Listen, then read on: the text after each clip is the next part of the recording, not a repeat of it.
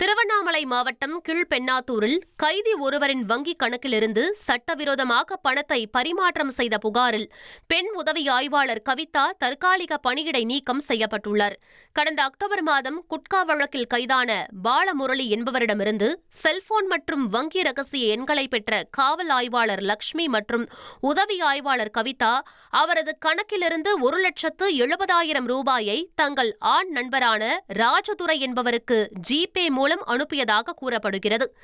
சிறையிலிருந்து வந்த பாலமுரளி இதுகுறித்து முதலமைச்சர் தனிப்பிரிவு மற்றும் ஐஜியிடம் புகார் அளித்ததை தொடர்ந்து நடத்தப்பட்ட விசாரணையில் முறைகேடு உறுதியானதால் வடக்கு மண்டல ஐஜி அஸ்ரா கார்க் உதவி ஆய்வாளர் கவிதாவை சஸ்பெண்ட் செய்து உத்தரவிட்டுள்ளார்.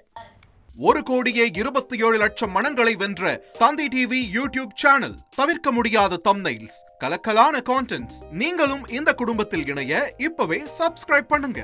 அசுரபலம் கொண்ட எங்கள் டிஜிட்டல் கரங்களில் உங்கள் விளம்பரங்களை சேர்க்க வாட்ஸ்அப் பண்ணுங்க. 8939888378. Email advtthanditv@dttv.in.